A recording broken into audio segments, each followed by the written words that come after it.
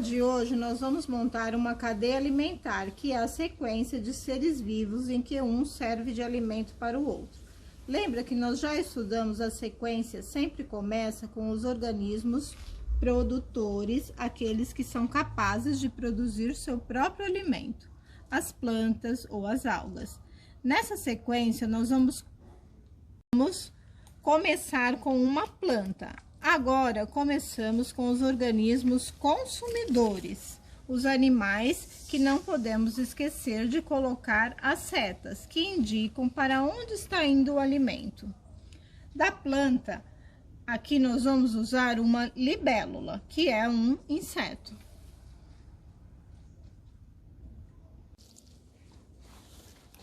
O inseto vai servir de alimento para um pássaro. O pássaro vai servir de alimento para uma cobra.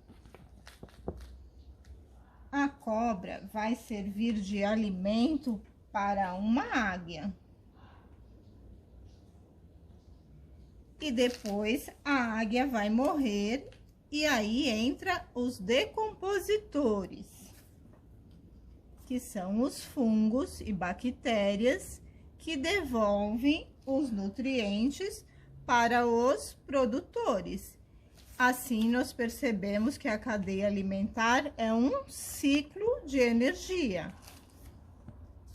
Os animais nós chamamos de consumidores e os fungos e as bactérias de decompositores. Vamos agora para um exemplo de uma cadeia alimentar marinha.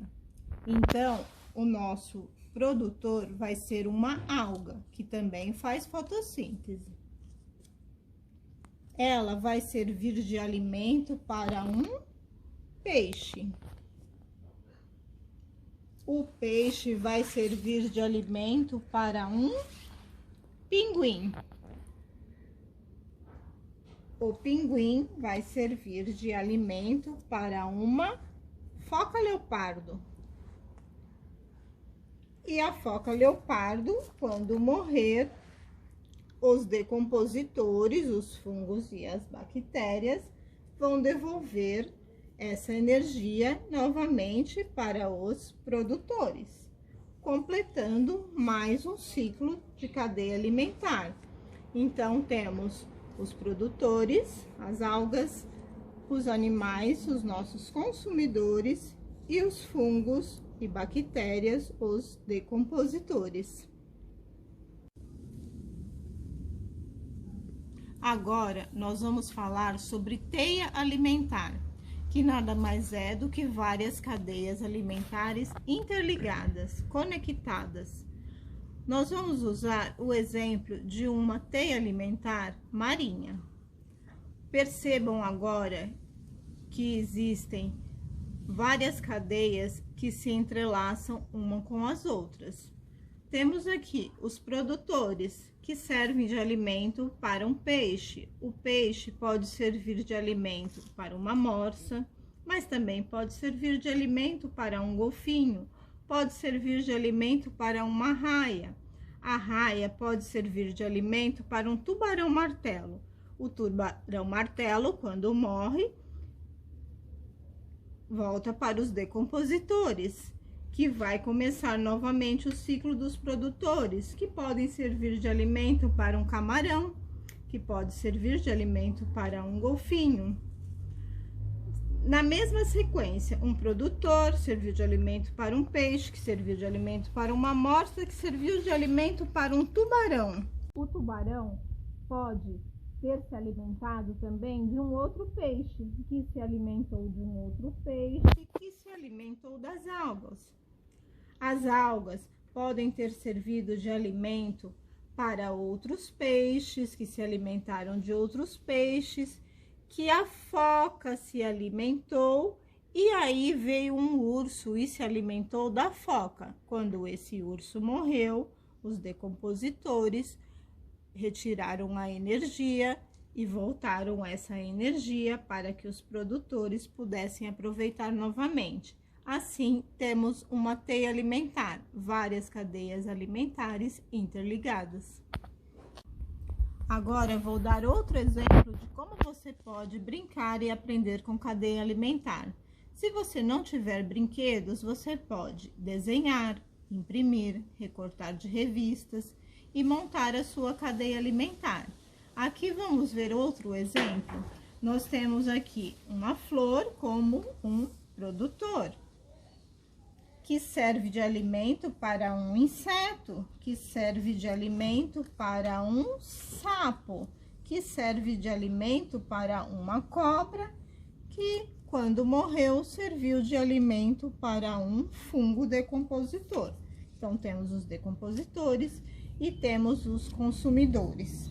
Podemos ainda pensar aqui que temos consumidores carnívoros, nesse caso aqui a gente tem a cobra, o sapo, sendo carnívoro, e temos o nosso consumidor herbívoro, que é a borboleta. Completando a seta que indica que a cadeia alimentar é um ciclo. Os decompositores devolvem a energia para o solo, e os produtores aproveitam novamente, e assim completando o ciclo de energia na cadeia alimentar. Vamos para o nosso exemplo de teia alimentar, também sem os brinquedos? Lembrando, você pode usar desenhos, figuras impressas, recortes de revistas. Vamos ver o nosso exemplo de teia alimentar. Temos aqui um produtor, que é uma flor, que serviu de alimento para um inseto. Esse inseto aqui a gente pode chamar de herbívoro. O inseto serviu de alimento para o sapo serviu de alimento para a cobra. Aqui nós já podemos chamar esses consumidores de carnívoros. Quando a cobra morreu, serviu de alimento para os decompositores. Os decompositores devolveram para a terra a energia em forma de sais minerais, que foi absorvida por novos produtores, que serviram de alimento para uma outra ave. Essa ave serviu de alimento para uma outra cobra, que quando morreu serviu de alimento novamente para os decompositores. Podemos observar uma outra sequência dentro dessa teia alimentar. Um produtor que serviu de alimento para um inseto, que serviu de alimento para um pássaro, que serviu de alimento novamente para a cobra, que serviu de alimento para os decompositores.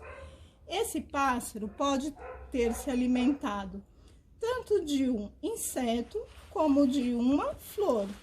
Portanto, a gente pode chamar ele de onívoro, quando os animais se alimentam tanto de vegetais como de animais.